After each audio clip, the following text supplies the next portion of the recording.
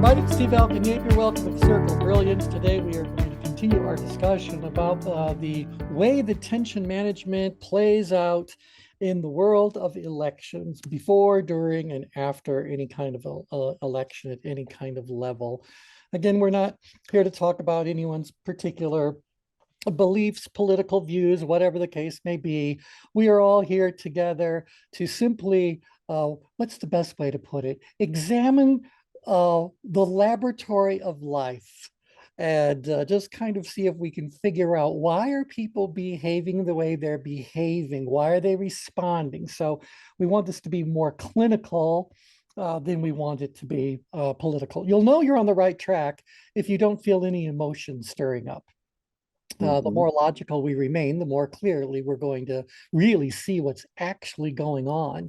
And maybe we can determine whether some of those actions are, let's say, deliberate, or how much of it is really just accidental. So we'll be talking a lot about that. Well, before we started the recording, Brian had mentioned about watching the media. So let's talk about the way that tension and the media kind of worked during an election sort of process. Obviously, you could also generalize it to other areas, but let's start at the beginning. We have to look at the players that are involved. So, Brian, you've just characterized the major player as the media. Well, we know that the media isn't one thing. The media is, in this day and age, countless different so-called media, whether it's social media or formal media or network sorts of stuff. There's a lot of media out there. So is there a particular type, shape, form of media that you believe stands out from the rest in either a good or a bad way when it comes to tension management?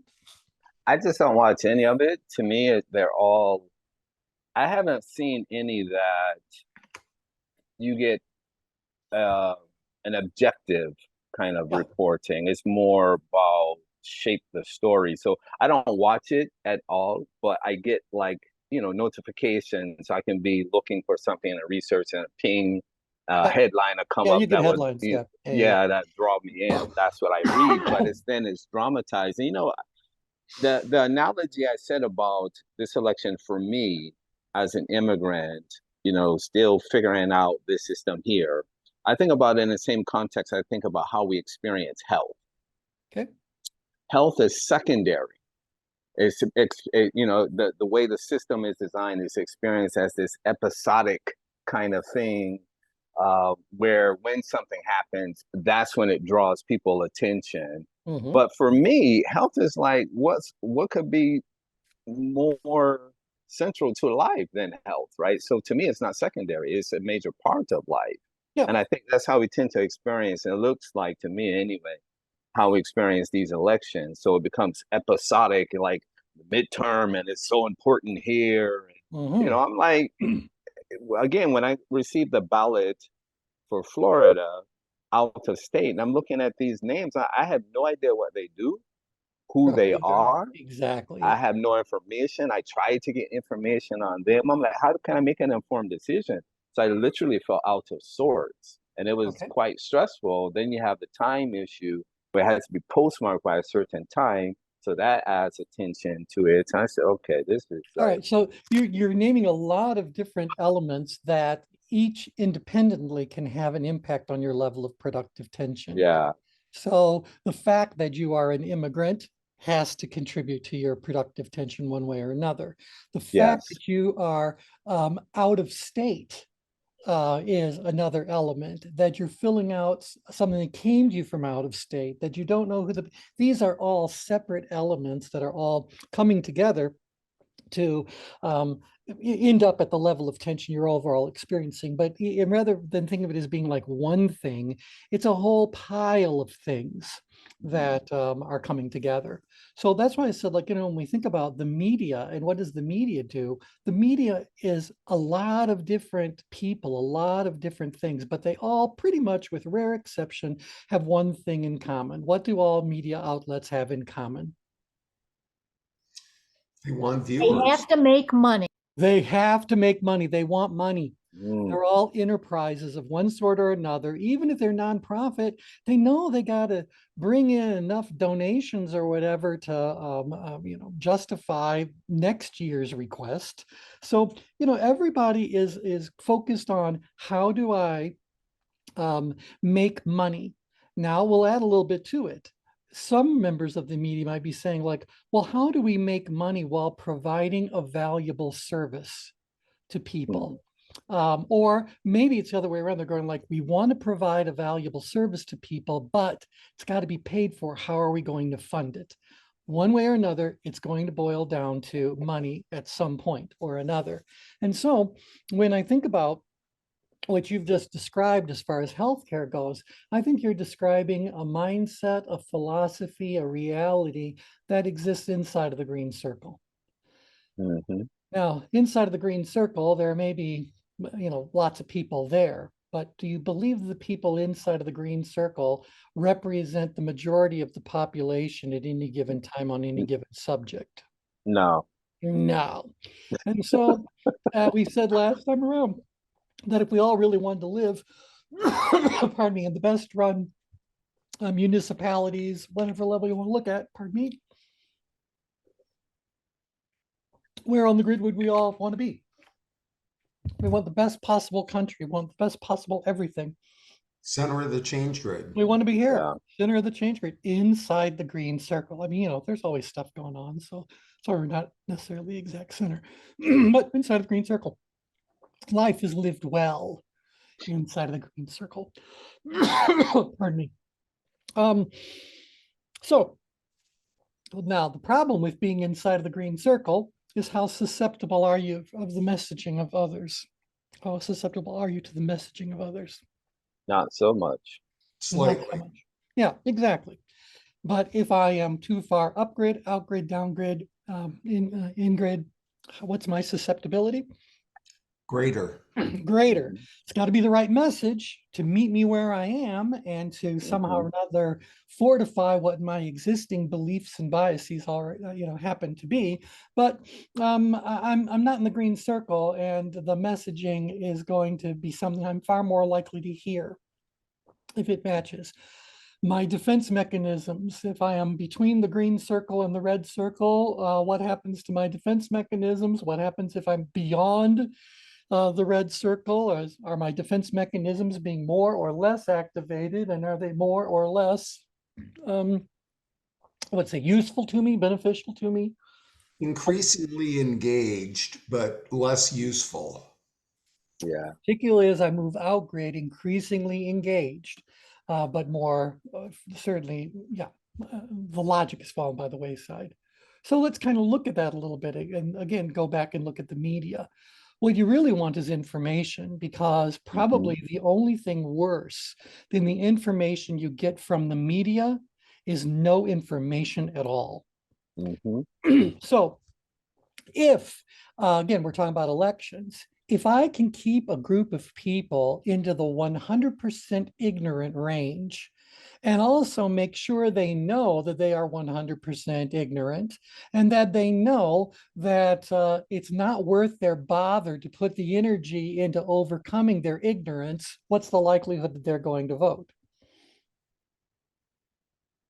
Not much. Not much at all. So I don't know what I'm looking at. I don't know what I'm voting for. I don't know how any of these people really, really are. Why would someone want to create that mindset for you deliberately? mm, So again, earlier I said, sometimes the stuff that's happening with tension is just not so much accidental as much as it's incidental. Life is just being lived and things are unfolding as they unfold, as opposed to someone who from a very calculated position is trying to give you messages that are going to impact your knowledge, your attitudes, your beliefs, and ultimately your behavior. So if I'm deliberately trying to do that to you, then where am I moving you on the change grid? Down. down. Down, maybe even in, because if I'm saying things like, you're really not even qualified to vote. You don't know the Mhm, subjects, you don't know the people, you shouldn't be casting a vote, you know? Where really what people are likely do is they vote for the few that they do know about, and they do care about, and the rest they go like, I've got, really, do I care about who's governing our garbage collection? Do I really? Maybe I should. But T, it's interesting though that this election seems to have been very much between the green and the red circle. I mean, people seemed highly engaged. I mean, if all the reports are accurate, it just seems like voting was up, up, up. well, exactly. And so, when it comes, you guys know Linda's part of the League of Women Voters. Their biggest deal is just vote. Do they as individuals, even as little small groups within them, do they have their own political leanings? Of course they do. But their biggest thing is vote already, just vote. Yeah, why should 25% of the Right. population make the choice? Right. So yeah, it's really is kind of a wonderful, wonderful outcome that more people voted in a primary. I don't know if it's what the exact numbers are, but I imagine this is one of the strongest turnouts for primary elections, if not the strongest. I don't know. Yeah. I wonder how much of that has to deal with the subsequent effect, another incidental thing in terms of the pandemic. It seems like people are sick and tired of being sick and tired, and so they're showing up in ways that were unexpected because these predictions and different things that I've read in the newspaper didn't churn out. Like in Florida with the Latino vote as far as being conservative, that was predicted. Now that did happen down near Miami, Yeah. but not in other jurisdictions. And so it seems like this aftermath of the pandemic of people wanting to get back out, wanting to connect, and then the things that affect them in a daily life experience. Yes. Like they're looking for that kind of, shift in leadership. Right. Or they just want certain issues that are causing them inconvenience, pain, discomfort to be taken care of. And so this is what it's going to get back to this idea about messaging. Mm, So depending on where I am on the change grid, I need, and if you want to win me over, meet me where I am, you have to know what it is that's going on inside of my head. What are my values? Where am I on the change grid? And then you'd better be able to give me a message that resonates with me at least enough that I think we have enough in common that there could be benefit to discussing it further, as opposed to you coming at me with a totally different message and turning me off immediately. You guys with me mm, on this? So first thing yes. is I got to make sure that I am welcome before I try to influence you. So I got to meet you where you are. I'm just saying, from a tension management perspective, this would be one of the strategies. So maybe for a while, if you guys think of yourselves as being consultants hired by a campaign, and your job is to help them reach out to as many voters as possible and influence those voters to vote for you and spread the good word. Well, as we said last time around, if it's only going to be the voice of the one individual, there's going to be a limit practically somewhere on how many can be reached and how effectively they could be reached. But not just reaching them, you have to connect with them. And connecting with them might require a little bit more time, energy, focus, clarity and messaging. Maybe it's more intimate. That's why I need my army of people to go out there and campaign on my behalf, because the belief is that not only will they be able to touch more people, they'll be able to touch more people. And Right. that's what it's Yeah. really all ultimately about. And so there I am as the person who's trying to influence them. Well, if I'm talking to somebody who, let's say they are we'll have a little bit of fun with this. No, I'm going to go. Yeah, I know that they are an advocator role. That's where they're plotting right now when it comes to the elections issues, etc. This is where they tend to be. So what do I know about perceivability and challenge in order to land here? They have to think of themselves or think of those situations as how They're capable. They're very capable to do it. And as Mhm. far as the level of challenge is concerned, It's high enough. high enough. It needs some attention. It needs attention to the point that what am I doing? What is my role? What's my word right here? Advocate. I'm advocating. So I'm saying, hey, everybody, I know the situation well enough and I know my stuff well enough that I see that it's something that could be beneficial for someone to do. Keep in mind, I'm also in power apathy to be in that particular location on the change grid. So most of the advocator would be in power apathy. And so think about what all that is saying as far as the messaging that I need to hear. So if you want to join me and we want to be together, where are all the people now that we are in waiting mode? Oh, okay. All right. Yeah, we can talk about that. Yeah, yeah. So but Would we you need say to the advocator, would you say the advocator is likes to commiserate? I would say the advocator um, may very well like to bellyache with Yeah, somebody else. I mean, commiserate gives them a little bit more of an amiable quality than I think is really right. happening there.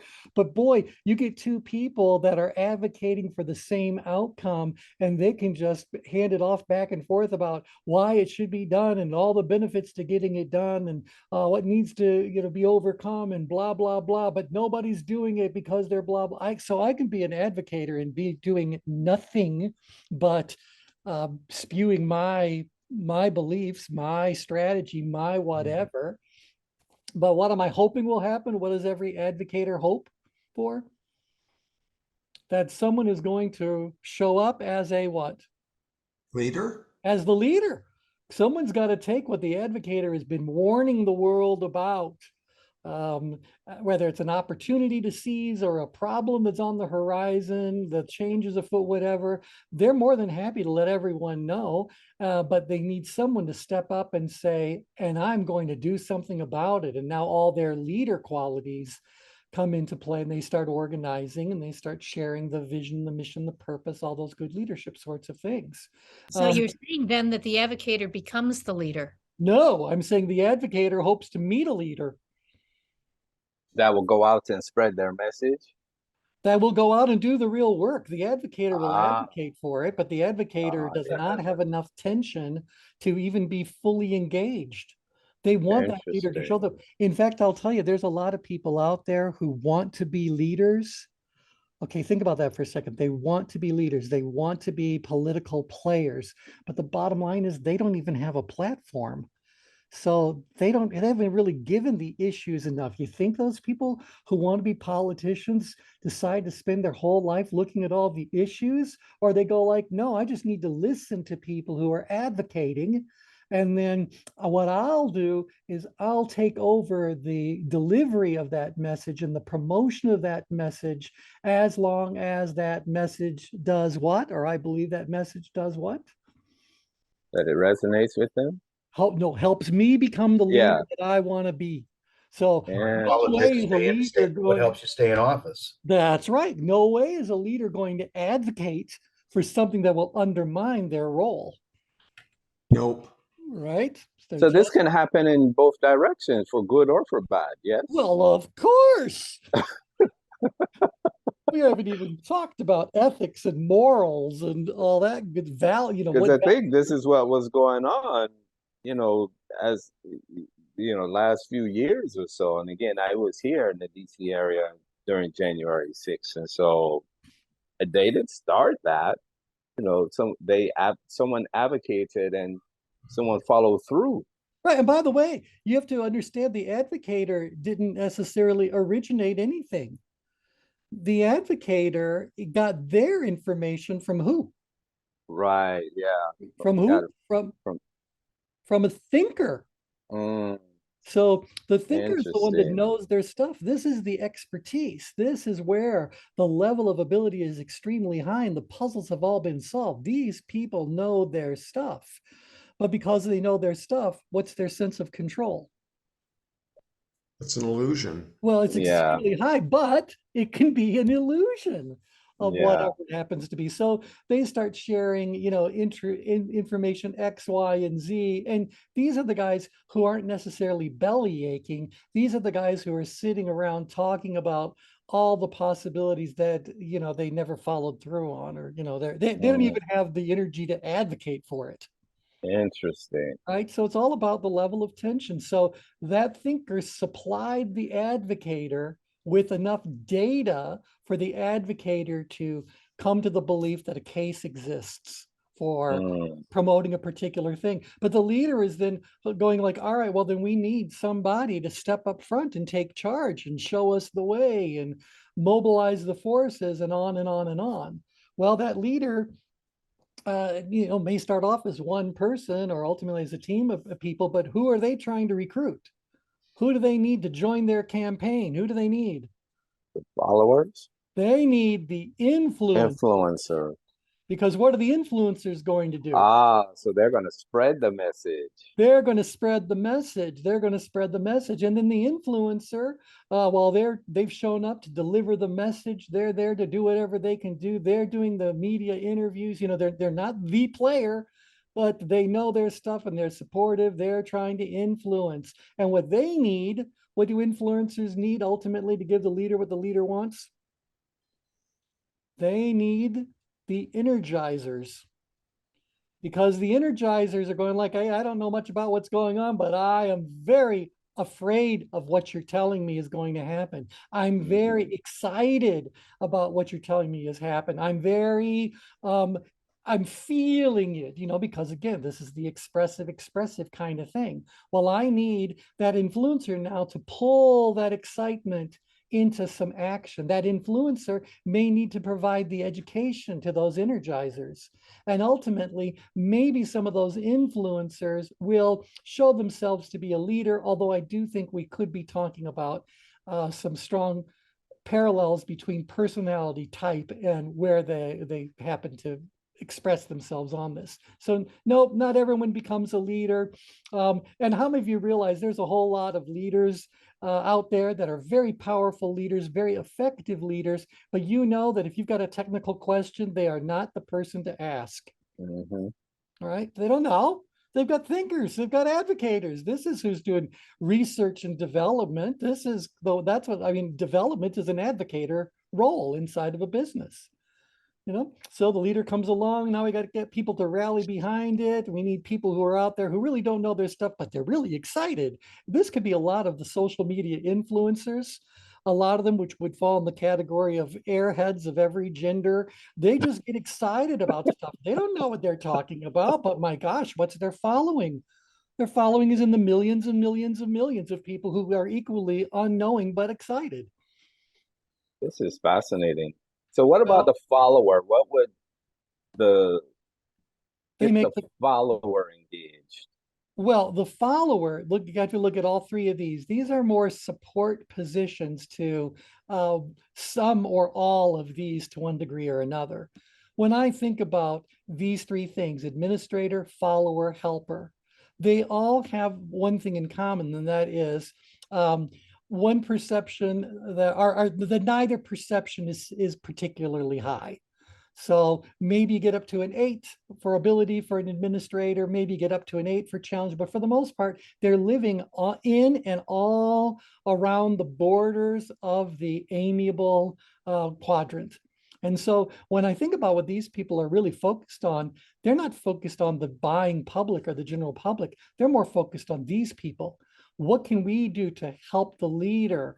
What do I need to do from my role as an administrator? Because I know a little more stuff. I've got access to maybe different kinds of resources. What do I need to do to make sure that the influencers have what they need to go out in there? Maybe we're having an event and I just need to be able to call upon all my helpers and followers and administrators to come and do whatever it is that really needs to be done on here. Yep. Yeah, you're Wow. so funny, Chad. This story, he can't even imagine Walker reading a 1,000-page bill.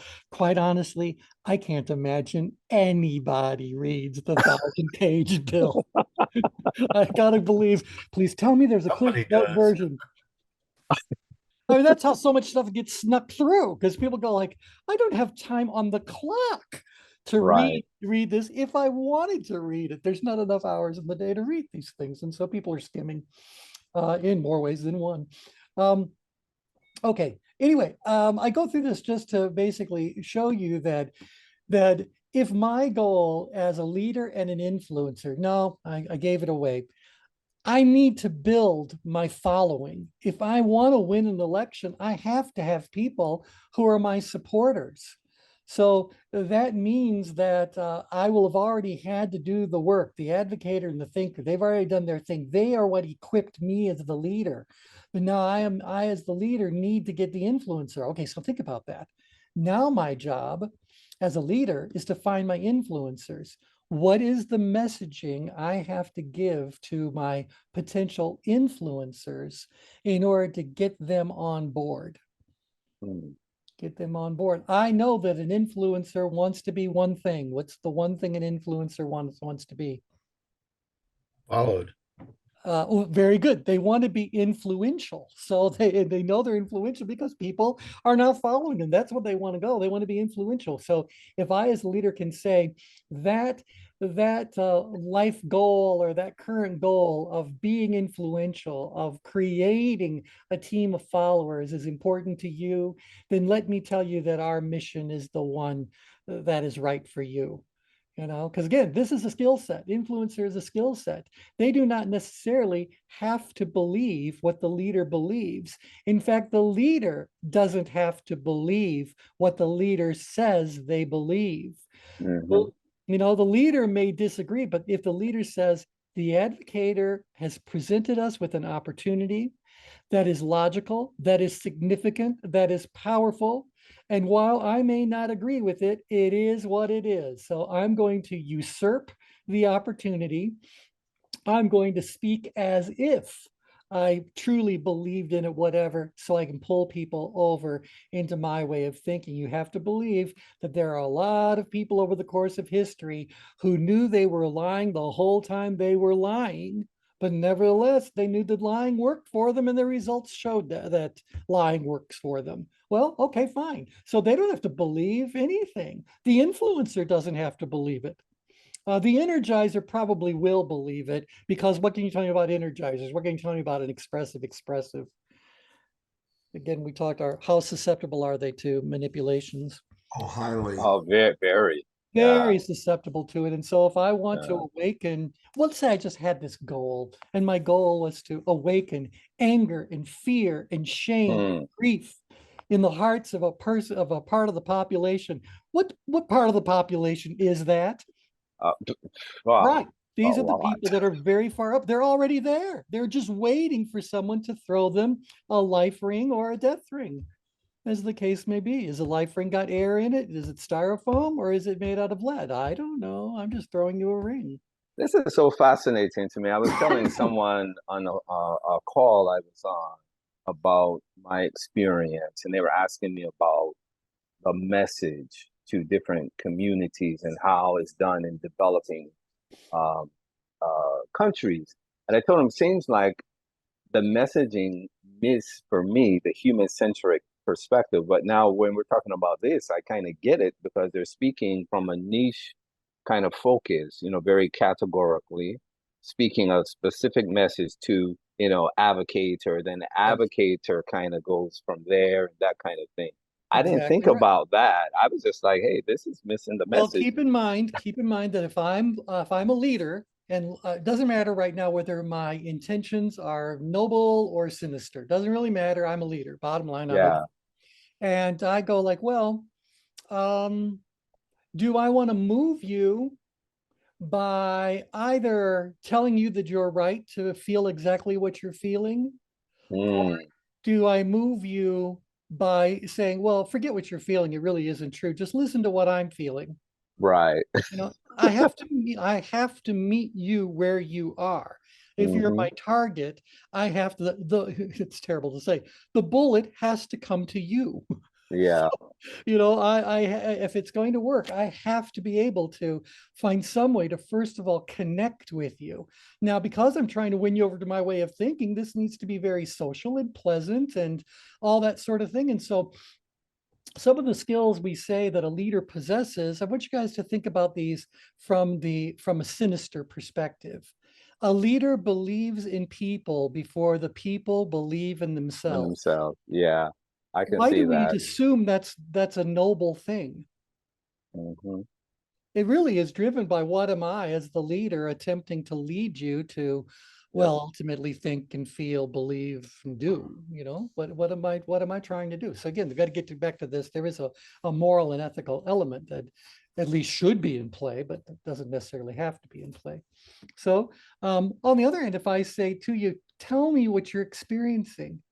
Tell me how that is for you. How does that make you feel? What do you think is going to happen? If I meet you where you are, and then I say, well, maybe I can help you find a way where you would be able to, you know, get the enemies at the door away from you, or to reduce the threats, or to enhance the opportunities that you can take advantage of, blah, blah, blah. If I can position myself as being the way through which wherever you have now disclosed yourself to be can overcome whatever those fears, those limitations, those whatever, now you're more likely to come and you know, listen more to what I have to say and hopefully get more involved. Can you guys feel that?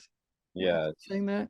Yeah. So one thing, and I didn't invent this, it's one of these layers where they divide the change grid, or they divide humanity into 4 groups, and then they want to describe each one of those groups using a unique word, but they want all 4 of those words to all start with the same letter of the alphabet. And as you can imagine, by this day, pretty much every letter of the alphabet has been worked into it. I don't know about X, I don't know about Q, but I do know the rest too. Well, one of them were the P's. And I remember that one set of P words, there were in fact multiple sets, was that the leader type is all about purpose. Mm. Wait, I might switch that in a second. It was purpose, passion, pain, and purpose, passion, pain, and trying to think which one was downgrade. Was Proof, it pop? proof, Oh, proof. So I think about that and go like, well, if I'm a leader and I want to win a thinker over to my way of doing things, what are they looking for? They're Proof. looking for proof. proof. I need to bring to my thinkers new information, better information, or at least sufficient information presented in a new way that they go like, now that's worth thinking about. That somehow or another enhanced my self-perception when it comes to you know, how equipped I am, how informed I am, how up to date I am. You know, you met me where I am. If I'm an advocator, on the other hand, you better have a different message for me. You Hmm. know, what do you think people should be doing about that? You know, I heard about this. What do you think should be done about that? I'll give you guys one example of this. Apparently, there was a very short video that came out years ago that was highlighting an energy production plant that is in Canada, but I've learned that there are actually several of these plants scattered all over the world. But what they basically do is they remove carbon dioxide from the atmosphere, and by mixing it with water, somehow or another, they're able to create a hydrofluorocarbon gasoline substitute. And this gasoline substitute has a 0 carbon footprint, costs no more than the other process does, leaves no residuals, there's no contaminants in it. And it can be immediately put into any combustion engine right now. In fact, it can be mixed with gasoline. It doesn't care. It's perfectly clean, blah, blah, blah. And by the way, we have everything. We would not need to extract any more hydrocarbons from the earth, because all we need is carbon dioxide, which the atmosphere has too much of, and water, which we have plenty of, just not necessarily where we really want it to be right now. So And you go like, well, what is that? What's missing there? There's all these thinkers, there's all these people who've created all this amazing technology. And boy, have they built the financial case, the practical case. They've talked about distribution, creation, all this kind of stuff. And they'll even tell you who they're up against. They can tell you the arguments that the fossil fuel companies are making, why they're resisting this, going on and on and on.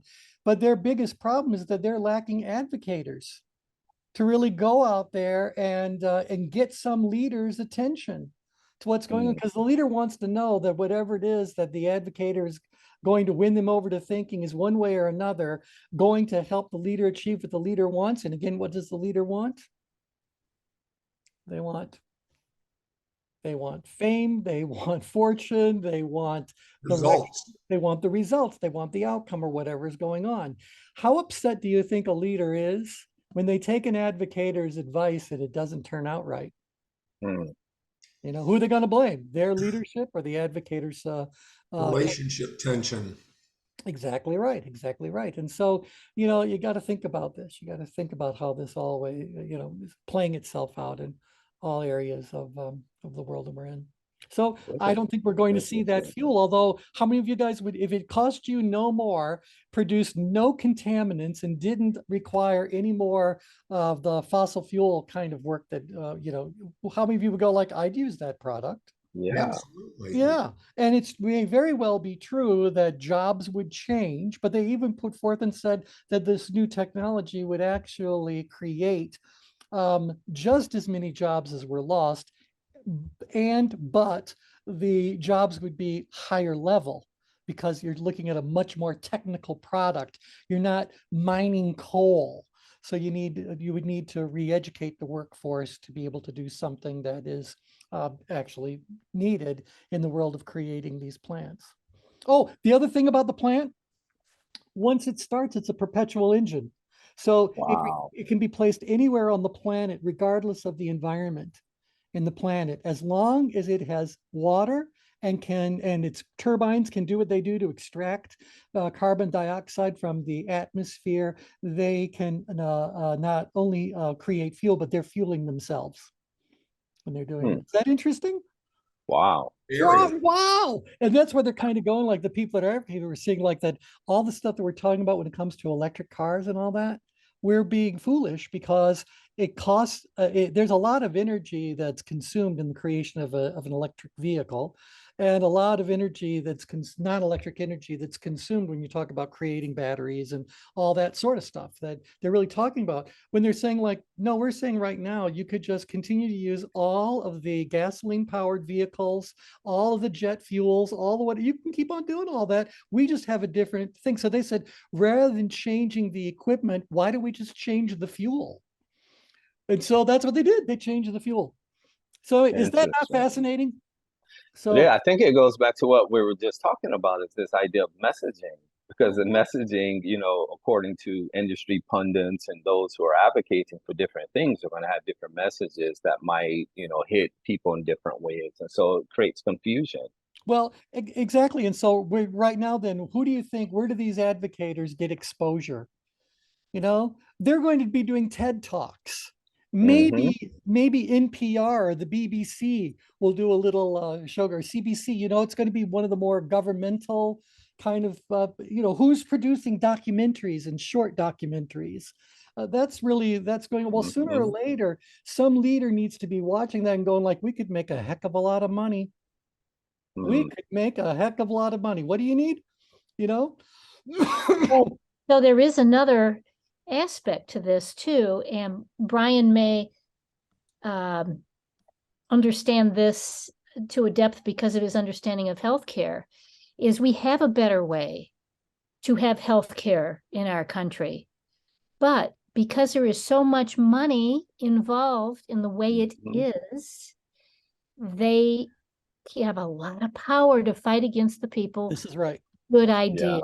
And if they can Yep. move enough of the population up into grand fear about what's happening, will happen to their futures, all the money. I mean, all of us have investments. How much of our investments are actually tied to fossil fuel industry? I don't know. I don't know. Even if you know, try to buy socially responsible kinds of investments, I don't know what's inside of every one of those mutual funds or whatever. You guys with me on this? I mean, even if you're a real student of it, there's a lot of pieces there. Okay, anywho, so again, the point I wanted to make here, although this has been a truly fascinating tangent, is that this is about messaging, and whoever it is that's trying to influence, whoever it is that's trying to lead, and I will even say whoever is trying to advocate, because advocate is a sales job, right? Influence is a sales job. So the difference is that the advocator is on the supply side, and the influencer is more on the consumer side of the equation. So the influencer wants you to buy it, the advocator wants you to sell it. So Interesting. yeah. So may I ask a quick question? You can ask a slow one. That comes to mind to me about about these the role of these I know the president has a speech writer. So do candidates have speech writers too, that they understand this kind of stuff? Well, you just said two things. Yeah, I think any candidate in this day and age knows that they need good PR people, they need good marketing people, they need good impact writers, they need all those talents, or they have no hope. They're not even ready to play the game. But then you said the second part, and what was the second part of your statement? Like the candidates, those who are running, because I thought, like, I didn't know if like that was like a presidential thing, like he's crafting a specific message, campaign kind of thing. But I imagine those who are doing this, like running for office, would need something similar to understand this. Well, but not only that, but Brian, kind of appreciate that even if you were the president of the United States, the White House is really there using you more than anything else as a cooperative, what do I say, beacon of light for the American people. But the messages that they want you to deliver are coming from other offices inside of the White House, because they want to be very careful with how are you positioning this? And you don't know how to position it unless you know what's going on with the State Department right now, or how is that going to affect what this cabinet member is working on? You can't just craft your own messages and go and blurt them out and expect to hit a home run inside the White House. Instead, you need to participate in your briefings and let these people that you've hired to do this kind of work with you. And again, they may have advanced degrees in this kind of work that will tell you right now, these are the messages that need to be communicated. We need to soften what's happening over here.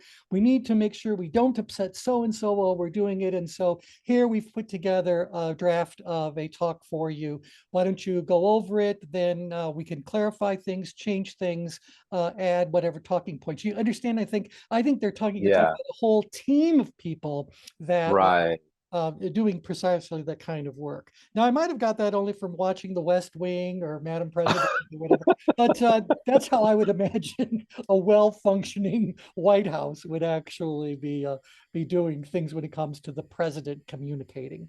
Right, like they meet on a regular basis. So like even when a crisis come, like the Ukraine war, but they can speak to it. Yeah, they also have daily formal briefings. Right.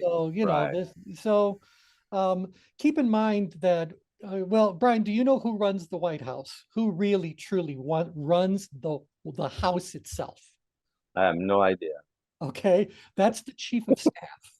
So whenever you hear anyone talk about so-and-so being the chief of staff, they're really the ones that are supposed to be making sure that all those things, anything that's happening inside of that White House, I promise you, they are the buck stops with them, whatever they're going. So that might involve staffing, that might involve the speech writers, that might involve whatever's going on. But the biggest thing that the chief of staff has available to them is access to the president, and they can also grant others access to the president. And don't think that just because you're a senator that you can just walk in and talk to the president. So they're all going through whatever channels they need to go through to get even a few moments of time. So, interesting. Yeah, again, maybe I got that all from the West Wing, but that's how I think it all operates. Okay, so so when I go about, well, the influencer, the leader, and the advocator, they all need to be very much focused on the messages that will serve their outcome well. Now, while they're busy crafting the messages that'll work on behalf of this leader, you have to believe there are other leaders, there are competitors. Those competitors, competitive leaders, have their own teams of people. Pardon me, and their own teams of people are trying to talk about the messaging for them to do, how the influencers can do it, helping the advocates craft messages, et cetera. They're all doing that. But not only do they have to spend a portion of their time with the messages they are putting out on behalf of the leader, they also have to be thinking about two other possibilities. And that is what negative things the competitors might be saying about their candidate, their leader, and what this leader may want to say to counter that. So we've got to have both positive and negative. I don't really like that word so much, but sometimes it's very negative. Other times you're simply informing the public of something that that leader prefers you didn't know. So some of it might just be expose, which to me is not necessarily negative. Anyway, you get the idea. These people and this whole job of messaging becomes something that is what is it? There's multiple angles to it. There's different vantage points. And when it comes to influencers, do I need to have a bunch of different influencers to protect me, to counter me, to speak on my behalf? Is that how it all works? Or do I really need everybody to be working as a team over here to present whatever messaging is necessary to get people to vote my way? You with me on the complexity of it? Yeah. Yes. Yeah. Yeah. To prevent dysfunction, I would think collaboration would be essential. Absolutely essential. And ultimately, how do I say this? The vast majority of people who cast votes, I got to do this as a question. Do you think the majority of people who are casting votes tend to be more up-grid and out-grid, or more out-grid and up-grid? Are they up and out or out and up? Out and up. Out and up would say that the people who are voting tend to have a reasonable level of ability, but they view the challenges very high. And so they believe a test is afoot, and this is the time for them to show up, put up, shut up, do whatever it is that needs to be done. This is performance day. So these are the people that ultimately that's what I need to happen. But in the short run, leading up to the election, I may want to say, I need more focus placed on the people who are already up-grid. And if I can do something, I can turn them into influencers to help move even more people that are up-grid, more people that are up-grid. What's the likelihood that an influencer is going to show up and vote? Yeah, I'll do that again. What do you think the likelihood is that an influencer is actually going to show up and vote? The answer is That 100%. You can count on it. In fact, they're going to bring a camera crew so they can watch you cast your vote. That you're walking the talk, you're doing whatever, you're practicing what you preach. Yeah, they're definitely going to show up because look what they are. They are in equal parts up and out. So, but if I'm primarily up and a little bit out-grid, what I am is an ignorant but somewhat passionate warrior.